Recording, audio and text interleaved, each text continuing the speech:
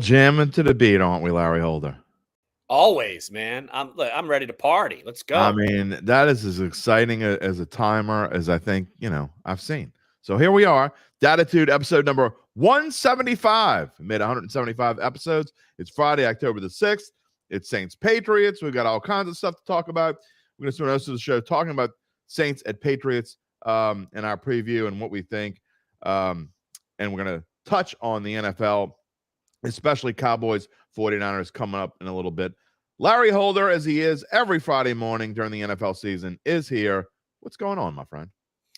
Look, I've already been to Gretna Fest and back. Really? I've already eaten fried Oreos, and like it's ready to go. Such are the perks when your wife is a big wig at Fox 8 and you're on the show over there and you're like doing all kinds of special stuff, Oh, man. I just had to walk too far. Like they didn't give me like, hey, just pull in and park. Like I had to walk like 3 blocks. Well, from what I understand, tomorrow and Sunday are going to be the days to go because the weather's going to be like, we haven't felt in 6 months. Well, it feels great right now, actually. And here's the sad thing. I would want to see Trombone Shorty the most, as my affection for Trombone Shorty. And yet he doesn't play until tonight at 10 o'clock. Like, I'm going to be way asleep because I'm old now. You're going to be asleep at 10 o'clock on a Friday night? The week's over, man. The battery's drained. I got to look. I rest. I got to rest until Sunday. You're not going to be watching me on VSN calling St. Charles and Abbeville tonight? I mean, if you give me some more fried Oreos, maybe I will. Maybe they'll have to lace them with some coffee. Let's talk about the Saints and the Patriots. Look, both of these teams have major issues right now. The Saints started off great. Well, great comparatively to now, 2-0. They've dropped 2 in a row. We were both wrong last week. We thought they would bounce back in a big way against a team that's, frankly, I don't need to see a game. I know the Saints are better than the Buccaneers. That just because they lost 26-9 doesn't mean they're not. You could say the score is whatever it is, but look, this Saints team is underperforming, Larry Holder. I don't know if it's coaching staff. I don't know if it's Derek Carr coming back too soon, which was dumb. We'll talk about that in a little bit, but what is it? What is it? Just a combination of a whole plethora of things? It has to be. I think even you saw toward the end of the game, just energy level, particularly someone like Chris Olave kind of mailing it in, which I wouldn't expect to see that from him. So I feel like it's not just one thing. Like people ask, I'm sure people ask you, people ask me, what is it? Is it Derek Carr? Exactly. Is it Pete Carmichael? Is it this, that, and the other? It's all of it. It really is all of it. Like the run game, you can't run the ball effectively. Like Alvin Kamara, he had 20 touches or so, 25 touches. And what was Less it? than that, I think. He had 13 catches. 13 receptions for 33 yards. One of those receptions was for 10 yards. 10, that's right. So he had 12 of those receptions went for 23 yards. That's pathetic. I'll just put it to you this way. Derek Carr, 5.5 yards per completion. That is the worst rate of any quarterback in any game since 2021. Wow. So that is bad. Bad. Well, what's even worse is through the third quarter, and this, it was so bad, it stuck, it jumped out and stuck in my mind, and I have not been able to forget it. I think maybe that's why I was sick Monday and Tuesday. I don't know. But after 3 quarters of football, 16 completions, 78 yards. That's unheard of. That tells me the dude, they went into the game. Here's what I don't understand about this coaching staff, and here's why I have so many problems with this coaching staff going in. That your quarterback, they obviously knew that he wasn't going to be able to throw the deep ball. He tried once to Olave, wide open, should have been an easy touchdown, couldn't even come close to him. They knew this was going to happen. Why would you start him? You have to throw little short dump-offs like a la Bobby Hebert back in the day in Jim Mora's offense, Carl Smith's offense. I don't understand. They knew this was going to happen. Why would you even think about using him there? I totally agree with you. And obviously Tampa knew because they dared him to do it. Exactly. And they couldn't do it. And so they were able to key in on anything short, and they knew it exactly to the T. And look, here's also the thing, though. I'm not going to discount what happened on defense. Baker Mayfield had a better game than Tom Brady ever had in a Bucs uniform against us. That's insane. That is, and didn't we have a kind of a question last week about, is Baker Mayfield the best quarterback in the NFC South? If you look at it right now, there's no question he is. Like, that's, and we're a quarter of the way through the season. Yeah, and that's so at some point you and me would have certainly said. And I do league-wide look at quarterbacks every week. I really monitor that and dive hard into that topic. And right now, Baker Mayfield, in some of these advanced metrics that I use, he is a top 7 quarterback right now in the NFL. That ain't gonna last. Look, as Dennis Henderson. That's why I said right now. We're going to show this comment in just a minute, as Dennis Henderson just did, and I'm going to show the comment in just a moment. You are free. We would love to have your comments. We had a ton of them last week. We had comments from Australia, Abu Dhabi, and Araby last week here on the show. So all foreign lands. We dare you to try to do that again. If you're watching on Facebook or YouTube, just type a comment into the stream. It will show up here. We'll show it on the screen. Dennis, these are the comments that I normally would balk at and roll my eyes at. But you know what? I 100% agree with Dennis Henderson. This coaching staff must really hate Jameis Winston to not you. Why would you not play you have a $7 million backup quarterback? And look, there they go again. The numbers just drop off like flies. As soon as I bring up the name Jameis Winston, I can't watch this, can't listen. I can't hear that name, Jameis Winston. Oh, la, la, la, la, la, la, la. I'm not listening to it. I mean, it's not just the coaching staff. I don't understand the contempt for Jameis Winston. It is mind-boggling. Use Jameis Winston. At least if your quarterback, that's the starter, is banged up, and you know it. And so, that's the thing.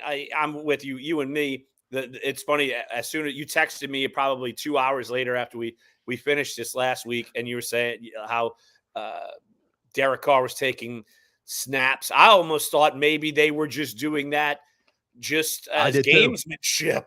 I did too. and it was a ploy. And it just shows you that was a faulty strategy. I don't understand it. And so here's the thing. Okay, I know we're harping on all this. At least the team you're playing this week has bigger quarterback issues. Yes, they do. Like, Derek Carr is healthy. He's going to be your starter. And New England, they don't know what they're going to be doing right now with Mac Jones and Bailey Zappi, because it's going nowhere fast with New England. Bill Belichick, the shine on him is certainly being a little tarnished. And they what they did in New England is they tried everything to kind of make the offense cater to Mac Jones, and it still is not working. Like, I don't blame Bill O'Brien. Like, I think it's just they need something new at quarterback, because I'm rambling on about the Patriots in the future, but if they draft a quarterback, I think Bill O'Brien could actually be a good coach for that quarterback. It's just not Mac Jones. He's just not going to cut it there. And so this is a prime opportunity for a Saints offense that's been sluggish. New England's defense obviously gave up a ton of points last week. This is a prime spot for the Saints to kind of rebound. Maybe Derek Carr's a little healthier, rebound, and get this thing rolling. All right. I've got my I'm not going to say I'm not going to be negative again in this show, because I probably will be. Yeah, right. But I've got it mostly out of my system. If you want to hear me go off, then listen to episode 174 from yesterday, because I went off yesterday in my monologue. Uncle Big Nick was on the regular. Wherever you get your podcast, search for Dattitude. It wasn't a live version. It's not video. It's my regular podcast. Comes out on Thursday, and I wasn't able to do a podcast Monday. So I let it all out yesterday. It was apparently a 24-minute diatribe. There you go. So, but with that being said, the positive for the Saints this week, because there are positives. The positive is, and Larry just touched on it, the Patriots might be in a worse boat than the Saints. And I'm not just talking about it for the future, because Mac Jones, for the future, they're definitely in a way worse boat. I don't know where this Patriots team goes from here. Belichick is even though I think he's the greatest coach that's ever lived in the NFL, I also think that he's at the end of his rope. He's 71 years old. I predicted before the season this would be the last season for Belichick and Saban, and I still think it's going to happen. And I just don't know where the Patriots go. Mac Jones is not the answer. Is Bailey Zappi? We may find out this week, because I think the leash is super short on Mac Jones. They cannot wait any longer. I just don't, but their offense isn't any good anyway. Right. You add up the pieces, and it's not like Bailey Zappi. He was the answer. Like he won a couple of games last year, but then came back to earth, and they started Mac Jones when he was healthy. And you would think Ramondre Stevenson would be that kind of difference maker back, and he hasn't been that. But not been. Teams can slow that down. Well, their offensive line has been banged up too. They have some names that should be better than what they're doing right now. And then you look at them look, we're talking all offense, but defensively, their secondary is decimated. They lost Matthew Judon. They're one of the best pass rushers in the NFL. He's out, and he could be out for the year. Christian Gonzalez could be out for the year. They had to trade for J.C. Jackson from the Chargers, a guy who they had, and he played very well with them. But the Chargers misused him, and then he got hurt. And now they've traded him to come back. So they're in a heap of trouble. So their pass pressure should be dampened when they come play the Saints this week. Their secondary is decimated. All of it adds up to the Saints having to bounce back. And yet, if they can't figure out their own issues, it's going to be this 12-9 snooze fest. And you're just hoping and praying that the Saints could just pull this one out, even though they really should. They're a better team than the Patriots. Normally when I see as a handicapper, because obviously I think first as a sports bettor, I think analytically, like my mind is working, like what is the general public thinking? I'm going to do the opposite. So here's a case where what Larry just said about 12-9. I mean, that's obvious what this game is going to be. So I would go the other way. I would take the over, but I can't even do that here. And we'll make our predictions in a little bit, but I can't even predict that this game is going to be 24-20 because I don't understand how either one of these teams could possibly score unless the Saints figure out a way to get Alvin Kamara involved more, Taysom Hill involved more, and both of them are effective. Chris Olave throwing the ball beyond 4 yards. I mean, they got to do something. But, I just don't see this. I think this is going to be on the two defenses, Larry. And, with that, the Saints have to have the edge, even though you see their numbers are starting to slip. Every week I put these numbers on the screen. They're now double digits. There were single digits. The Saints were, 4th, then 7th, then 9th, and now they're 11th in total defense. Both numbers, they're passing. They're 14th, middle of the road. Run defense, they're 11th. I mean, is the defense going to play better than it played last week? I mean, that defense is still good enough to beat New England. They just tired? I think part of it is that they know the offense is a shell of what it should be. And look, sometimes when that happens, the margin is razor thin, and one screw up with the Broncos. It can compound. And so, this has started ever since Carr got hurt. Yeah. Like it started fourth quarter of Green Bay when it kind of snowballed. And now you're seeing the offense is going nowhere, and it's all on the defense's shoulders. And they know if they let up, they don't have really a supporting cast on the other side of the field to help them out. So I think that I think the Saints defense is still good. I don't think I'm not worried about that. But until we started this thing a few weeks ago, I was always in see it to believe it mode with the offense. Right. And I'm not seeing it, and I'm not believing it right now. It's just what it is. Scott Donald. It's a long one, but basically the gist of what he says is negative Nelly. I can't blame him. I don't blame anyone that has super negative comments. I mean, again, these are comments that I normally would kind of roll my eyes at, show for 2 seconds, and move on.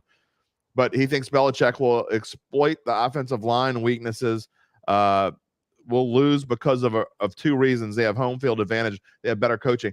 This comment is kind of shows the ups and downs of a fan, right? And I'm not being funny here. I mean, the emotions of any team, NFL team's fans throughout a season. Imagine if you were a New York Jets fan. And, you start off the season, you couldn't have any better feeling going into a football season than the Jets have had because they've been so bad. They just been awful. I mean, they haven't even been to the playoffs, I don't think, since Mark Sanchez was there. Right. And so, and they're going through, and the fourth play of the game, Aaron Rodgers is out for the season.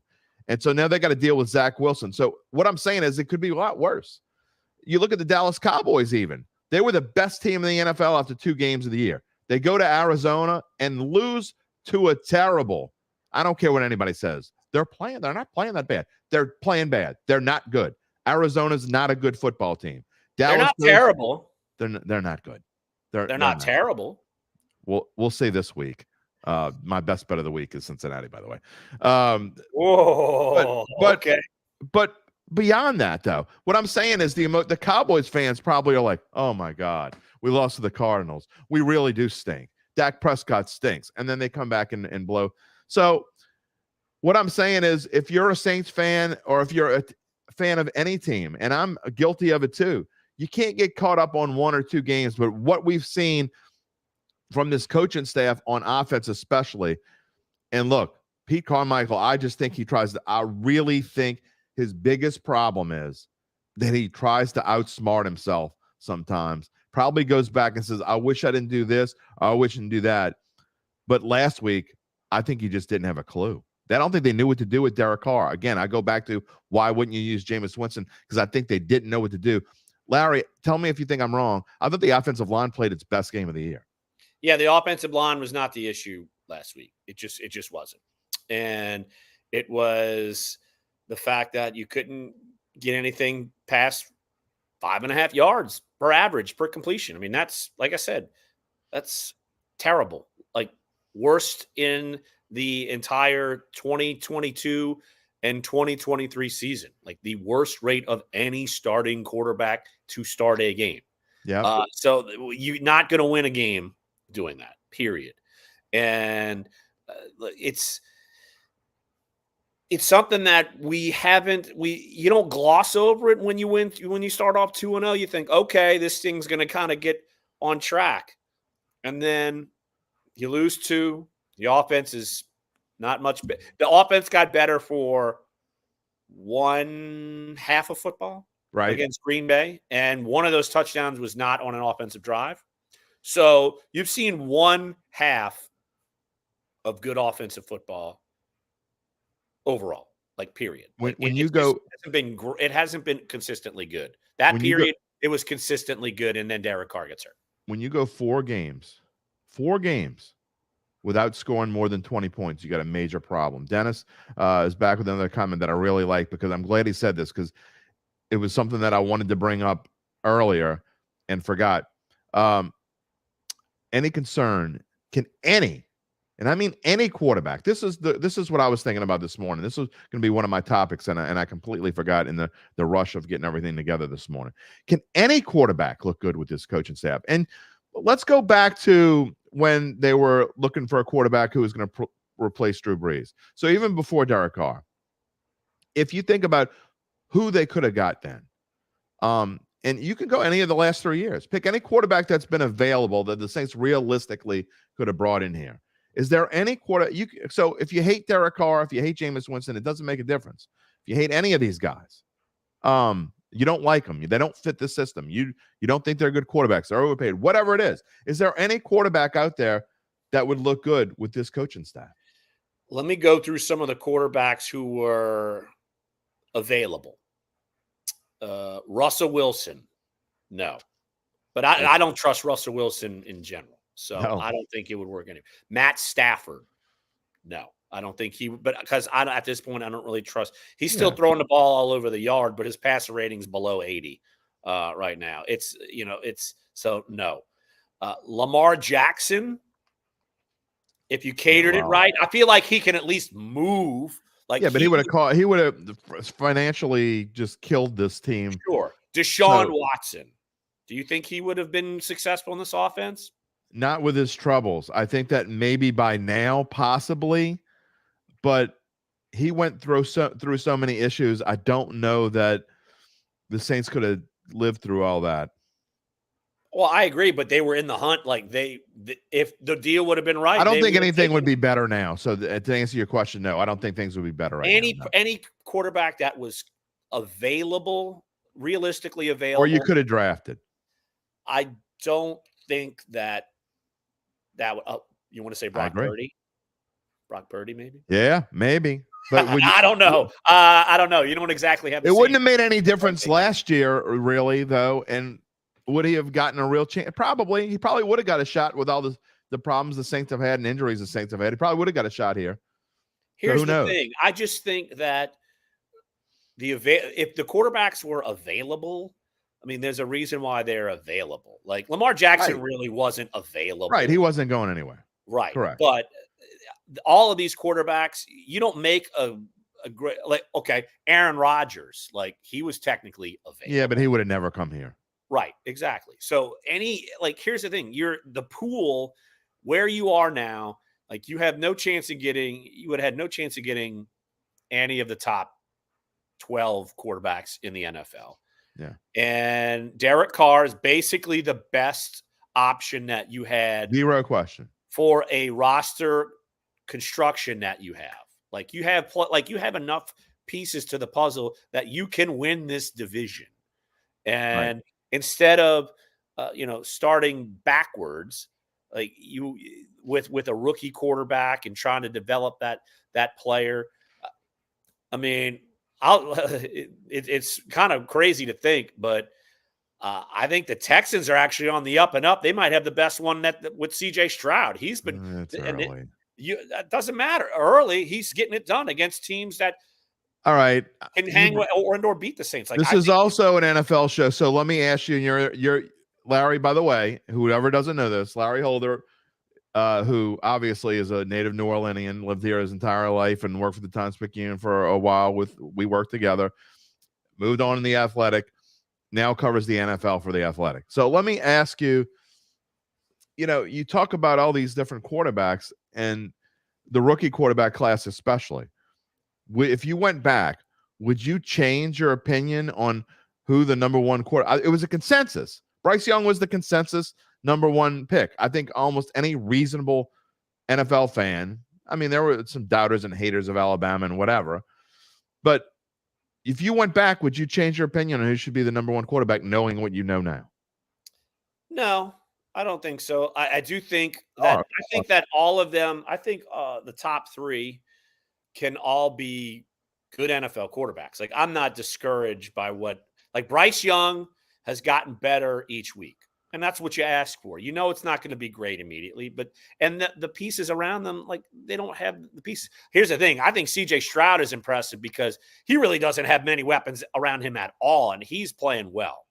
And I think Anthony Richardson, he is someone that is more, you could shake your head, but you can work around him. You shouldn't have to work around anybody. If you have a franchise right now, you're working around like he can run. He's becoming a better thrower.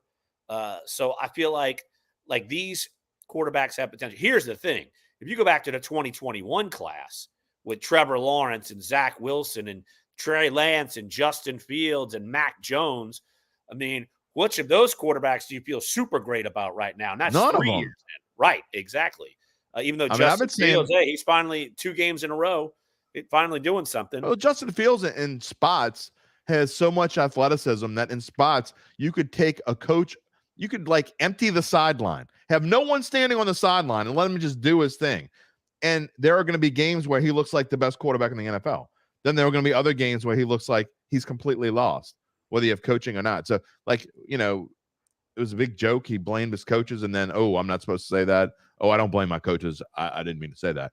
But so there's a lot of quarterbacks that could look good on certain days. I'm talking about if you're going for a franchise, and maybe I joke about Ohio State quarterbacks. CJ Stroud could be good. My point is we can't tell anything by 4 games. Okay, that's my point. I mean, if you were a general manager and you were the Panthers GM and you make this trade and you go back and you say, you know what, I'm going to change my opinion. I have the capability. I could pluck CJ Stroud from the Texans if I want to right now. You should be fired. You should be fired if you change your opinion after 4 games. That's just my opinion. Yeah, I'm not changing my opinion. Look, I do think though that all 3 of those quarterbacks can be successful in the NFL. That's the thing. And it's I'm curious to see if you get more pieces around Stroud in the future, and he becomes better. I just think the coaching fit there is good too. Yeah. Like I think D'Amico Ryans, it could. I agree with you wholeheartedly. So I think that could change the culture there. You want to talk about the coaching class of 2023? Forget about the draft. I think D'Amico Ryans is going to be the reason why the Texans win football games. I'm nothing against CJ Stroud. I certainly think he can be a legitimate NFL quarterback. And I said that in the beginning of the year. I don't think he's going to be better than Bryce Young. But I think the reason why the Texans are going to be better, and we see it here in New Orleans. I mean, you could say whatever you want. Look, I'm with the fans. I'm not usually with the fans, but I'm with the fans today. Sean Payton and Drew Brees built a winning culture. Super Bowl, NFC Championship game, 12 wins this season. Fans expect more. Playmakers are there. I don't disagree. They're there on both sides of the football. Dennis Henderson back again. I don't really think this staff is capable until Allen changes his coaching staff. He's not gonna. You know what though? Here's the problem that I don't think that Dennis Allen doesn't understand. His ass is on the line too. You don't do something different, and it could be anybody else's fault. It doesn't make a difference whose fault it is. You're the one that's going to lose your job, pal, and everybody else is going to follow with you. Barry, if Carr was sore last week and should have been rested but played, how can he not be sore this week? That's a great question. He's going to be sore. Larry, we talked about it after the game was over. Dennis Allen he said that there was swelling in the arm. It's the reason why Jameis Winston went in for that last snap and threw a pick, by the way. Went in for the last snap because Derek Carr was hurt. You didn't know until the last offensive play of the game that your quarterback's arm, who has a sprained AC joint, who couldn't hit the broadside of a barn with a beach ball, you didn't know that he was going to be sore or hurt? I mean, is he going to be better this week? Does that heal in a week?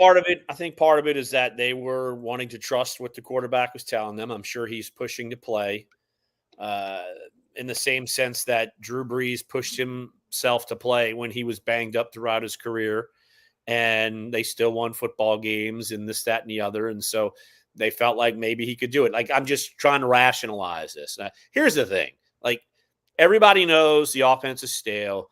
Dennis Allen is not – I would not expect him to be fired after this year. So there's a fall. I don't either. There's a fall guy, and it's going to be Pete Carmichael. And they need – look at all the younger offensive coordinators kind of in the league. Like, you need something fresh. Like, I feel like this is not fresh anymore. And I think the Saints need something fresh, some fresh ideas outside of the building. You've had the same sort of – I know they learn – you always adapt and learn throughout the way, but you need something fresh. I mean, like, how many people heard of Ben Johnson before he went to the Lions? Like, those who were really, really, really in the know, how many people knew that? Like, Jane Steichen. Exactly. All these coaches, like, they're not household names.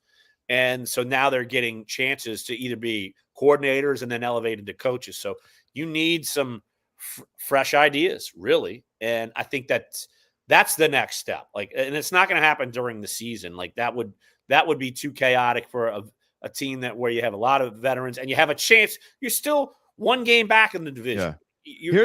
Your schedule's favorable still. Like, you 100%. Can still go out and win football games and figure it out. But no matter what they do this year, I think you're going to need a fresh start next year.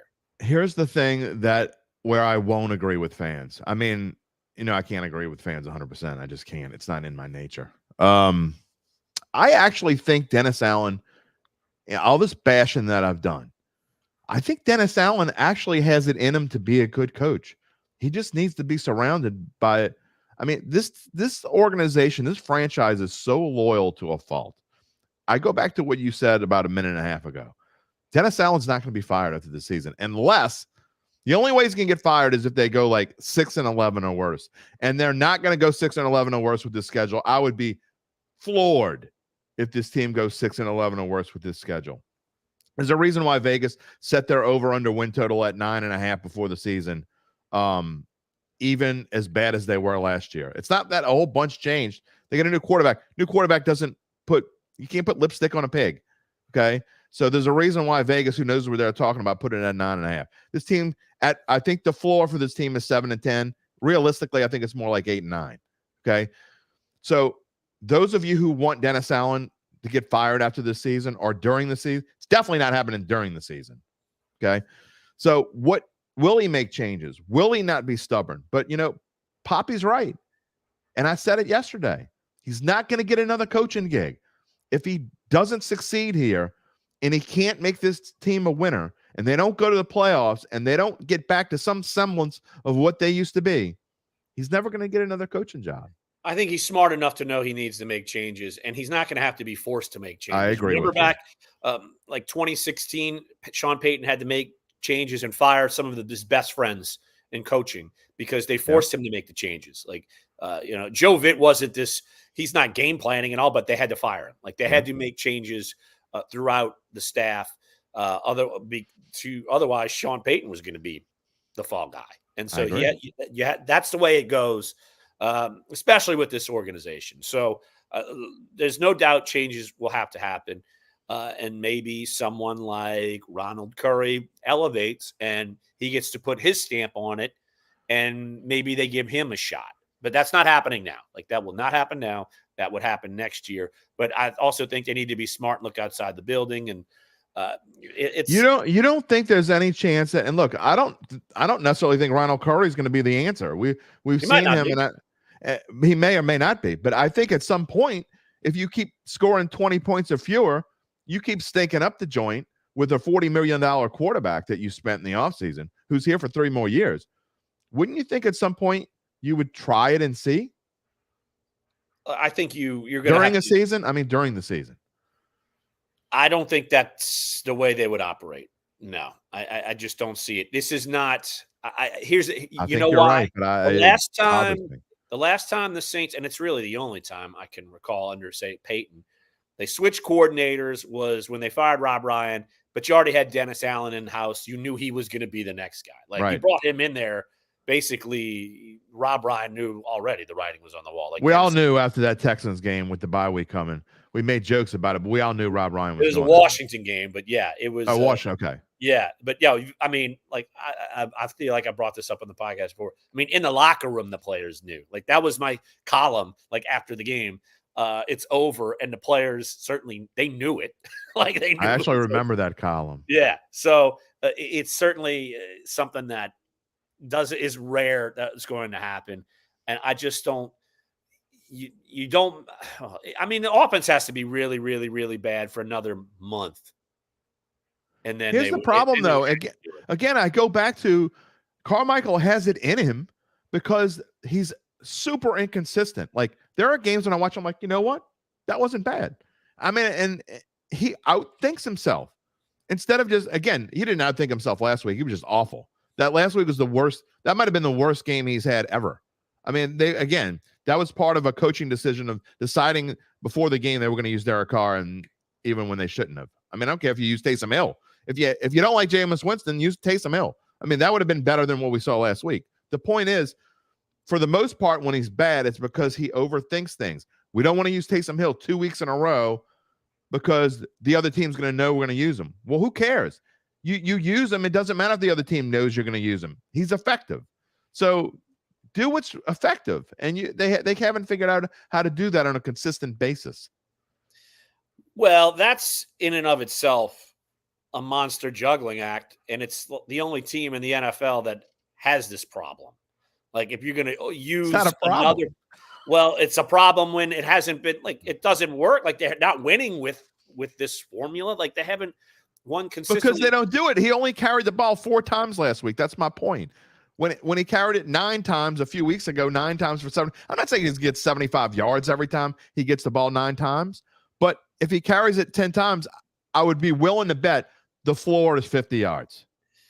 The problem is juggling. That is an element that an offensive coordinator for 31 other teams does not have to deal with, because they're all, like, the good offenses are good enough that they don't have to do that. Like that, if the Saints offense was good enough consistently, they wouldn't have to use this guy.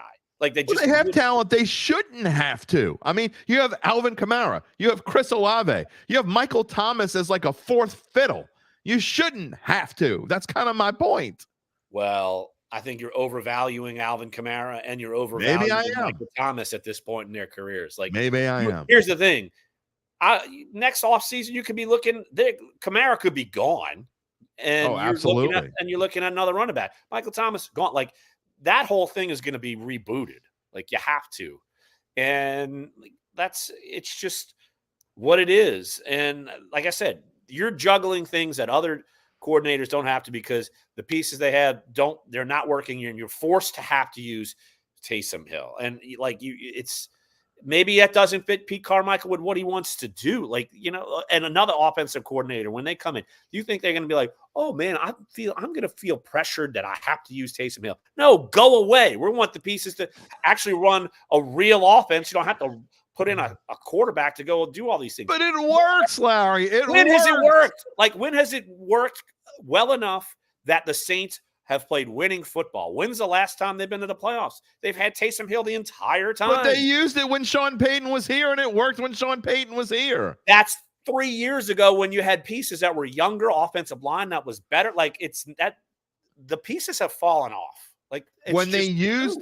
Taysom Hill the most this year against Carolina, that was the most they've used him this year.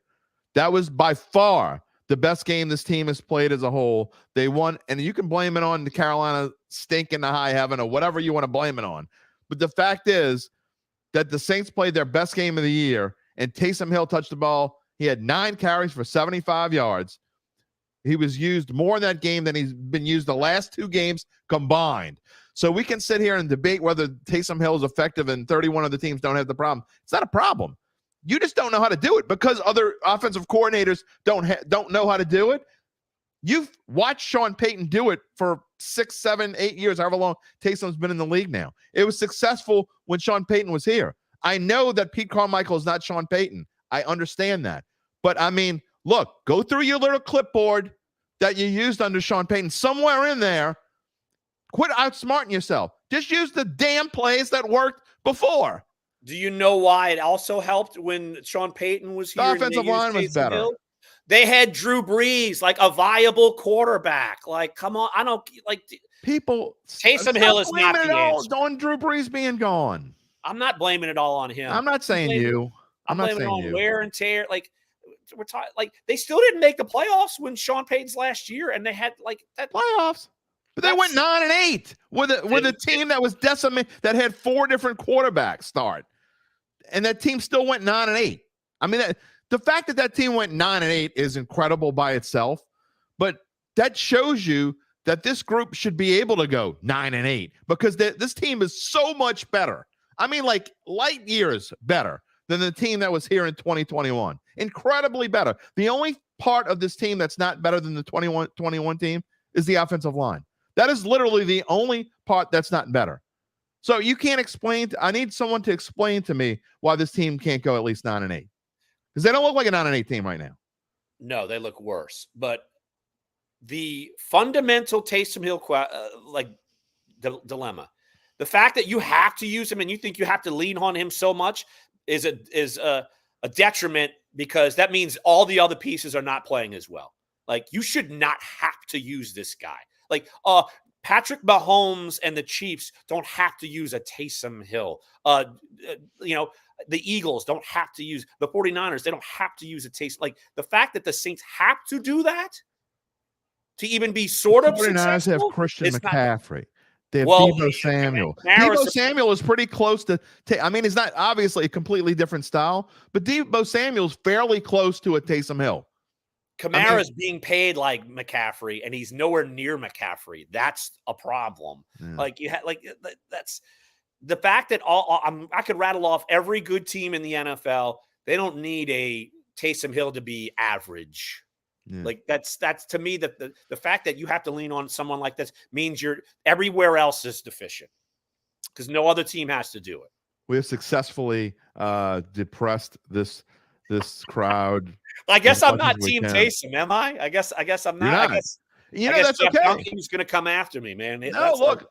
I love differing opinions. I mean, I don't agree with you, but it's okay. I can see where you're coming from. I think it's certainly it's a reasonable, thought through opinion. I'm fine with that. I just don't agree with it. I just think we have a moron who holds a clipboard who has no business being an offensive coordinator in the NFL, and I can't believe I'm on the side with the fans, but he literally has no business, like zero business, being an offensive coordinator in this NFL. And he might be the nicest guy on the planet. He might be a guy I would love to go hang out and sit with and have a beer and watch a football game. And he can tell me, look, this X should be here. This O should be here. He probably knows that much, but good God, I don't care if he's a nice guy. I can't watch this crap anymore. I will say that he should not be a play caller. Okay. I think I'm okay with that. Because obviously he was the offensive coordinator for a long time. And, but still, it's different. Well, another example. It's hard to watch. Another example. The Commanders. Eric Bieniemy is now calling the plays, and he was behind Andy Reid for forever. The offense didn't look great last night, but you're dealing with a young quarterback for the Commanders. Like, it's different when you're going to be that guy. And I think we have a sample size long enough now. Yeah. That we both agree they need a change in offense coordinator. I'm just saying the 100%. Sample size is big enough to know that you need that change. But it's not happening now. So you got to make do with what you got. You know what? We can disagree on some things. I agree with you that it's not happening, and not because it shouldn't happen, because they're stubborn. They're this organization, not just Dennis Allen. I'd be willing to bet. I don't know this for a fact. If I were a fly on the wall, I'd love to be a fly on the wall in this conversation, but I'd be willing to bet if Dennis Allen, and they may have had this conversation, if Dennis Allen went into Mickey Loomis's office and sat down, and they sit down and drink tea together every Tuesday morning. I have no idea. But if they did, and Dennis Allen said, you know what, Mickey, I think we need to make a change at offensive coordinator. I don't want to do it, but I think I can't take this Pete Carmichael crap anymore. I'd be willing to bet it's at least 50-50 that Mickey would say, no, let's hold off, because this organization doesn't do things like that. They are I've said this a bunch, especially this past week. They are loyal to a ridiculous fault, the San Andreas fault. They are that ridiculously loyal. It's great in some places, in some businesses, not in football. I mean, there are other businesses, there are other teams that don't do that kind of crap. And so if you can't make the change, or you don't have the cojones to make a change, then you're doomed to be mediocre. I think that Mickey would actually, if Dennis went in and said he wanted to make a change, I think Mickey would say, like, okay, this is your staff. We see the results. They'd make a change. But I don't know if Dennis has enough gumption to say, all right, let's do it. Also, they're 2-2. It's not the end of the world in the standings. They probably think, all right, maybe we can improve this. Let's give this more time with a new quarterback. So, yeah. Look, I think, though, that if Dennis went in and said, let's make this change, I think everyone would be okay with it. But I think ultimately it would be Dennis's call, because it's his staff. And, I mean, Dennis, look, it's not like Pete is Dennis's guy. Pete was Sean's guy. And Dennis might be relieved when this happens. But right now, I think Pete would be relieved when it happened. I got to be honest. I look, he didn't want this job in the first place. I think we all know that. I got to think that at some point in the near future, if this doesn't get better, and I'm not talking about for one game and you put Band-Aid on it and whatever, but I think if it doesn't get better, I'm going to be honest. I think the dude, coaches who say they don't watch stuff and they don't listen to stuff are liars. They absolutely watch stuff and they absolutely listen. I'm not saying he's listening to what I have to say, because I'm nobody. But I'm just saying, in general, when you listen across the whole, it's not just me saying it now. There's a lot of people saying this week that Pete Carmichael is a problem. And so he hears it. And I think at some point in the near future, he's not going to care. I mean, it'll be a relief at some point.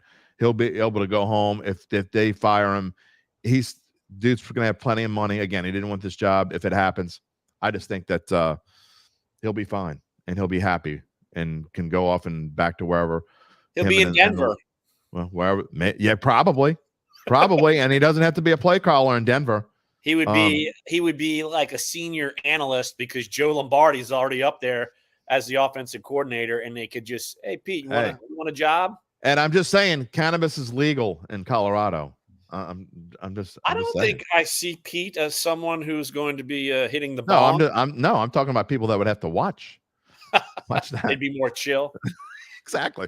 Oh, dude, we only scored 9 points today. Oh, maybe we'll be better next week. Scoring points now. I mean, the defense is just atrocious. Dennis wants to know if Joe Brady's available. I don't think Joe Brady has a job right now, does he? I think he might. I think he's in. Look that up. Buffalo. Oh, well, there you go. He might be. Buffalo. He might be the quarterback coach. Okay. He's coaching Josh Allen. Does Josh Allen need a quarterback's coach? I don't know. Sometimes, yes. Yeah, he did in week 1. Makes some poor decisions at times that can. All right. This show is the quarterback's coach with the Bills. I was right. There you go. All right. This show is going on a lot longer than I expected it to. Us two ranting. I know. Look, I didn't expect this to be a 46-minute rant show. I really didn't, because I thought I got the ranting out of my system yesterday, but it just kind of evolved into that. Gundam says Derek Carr doesn't fit the system Carmichael is running. I don't agree with that. Drew, that's okay. Again, we can have differing opinions. I show them whether I agree with them or not. Drew Brees was a subject master expert. That's true. And student of the Peyton and Carmichael system. Carmichael has no system. It's exactly. System, and they're trying to run that. What about Breeze for offensive coordinator? He definitely doesn't have a job right now. I mean, besides all the businesses that he owns. He plays pickleball. That's his job, I guess. Actually, he doesn't play. He just owns it. No, but I think he plays too, doesn't he? He was talking about playing. Yeah, he plays. I'm glad John McEnroe had to show him. Sorry. I'm sure you could kick his ass. And I've never touched. I know, but that doesn't matter. You're a tennis stud. I'm willing to bet that I could pick up a pickleball battle and be real good real quick. Yeah, I think you would be fine. All right, let's make our predictions. There is one NFL game that I want to talk about, and I'm going to bring it up briefly before we go off the air and get your opinion on it. Saints, Patriots, all of what we just said. I've been bashing them for 45 minutes. I'm going to go first this week. Maybe it'll change things up. Whenever we both agree, we're usually wrong. So I guess if you're a Saints fan, you probably hope Larry picks the Patriots, because I think the Saints bounce back this week. I understand it's Belichick. I understand the offense. I got a feeling the offense is going to play much better this week, although that wouldn't take much. I think you see Kamara involved more. I think Carr will probably look a little bit better, I guess. That sprained AC joint. Will his accuracy get better? I have no iddia. But I just think the Saints as a whole will play better. I think they will be more focused. I think the defense will play better. I think Mac Jones is a god-awful mess, and I think we see Bailey Zappi in this game. Saints win it. I can't predict a higher score than I would like. I don't think the Saints get to 21, but I think they win it somewhere along the lines of 20-13. Well, I will say they certainly tried to involve Kamara a lot last week. He had 24 touches. Like, that's probably maxing out of what you're probably going to give Kamara last week, and it was not good.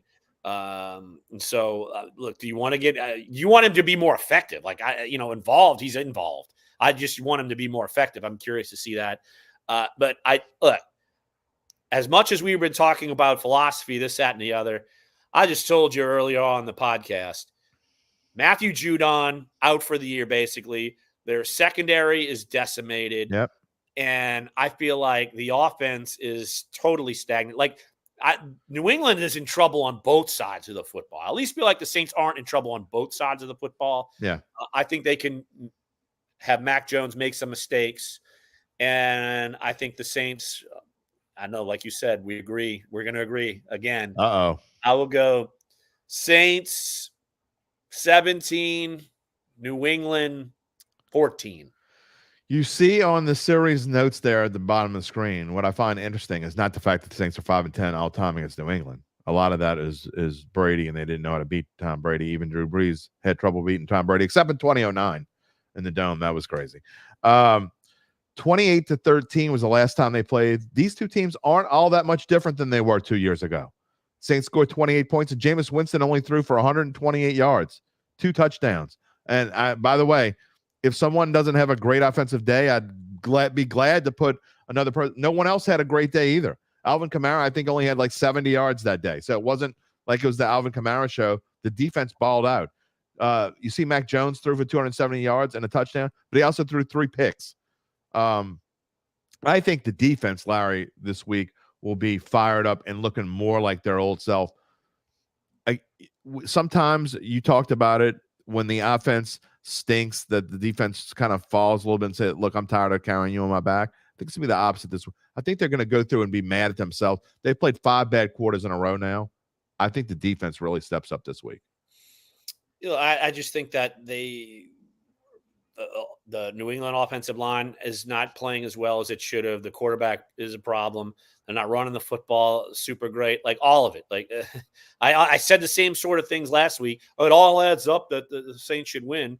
But maybe this week that comes to fruition. Like I just you sound like Jim Mora. We didn't run the ball. We didn't try to run the ball. I mean, at least I was talking about New England. So yeah. Okay. Didn't do diddly poo. Much. All right. Well, before we go off, less than a minute. Dallas and San Francisco. I think almost everyone thinks that these are the 2 best teams in the NFC. I guess there are some stragglers who probably are still thinking Philly could be the best team in the NFC. I think it's Dallas and San Francisco. I used to love when these 2 teams would play back in the day. What do you see on this matchup going into this week? Well, I still think Philly's better than Dallas, but I don't think Philly's better than San Francisco at this point. Look, I think it's going to be all-star matchup. And, I mean, the fact that you can mix and match with McCaffrey and Samuel and Kittle, I just think that the 49ers defense can present some problems. Like, I think 49ers are going to win this game.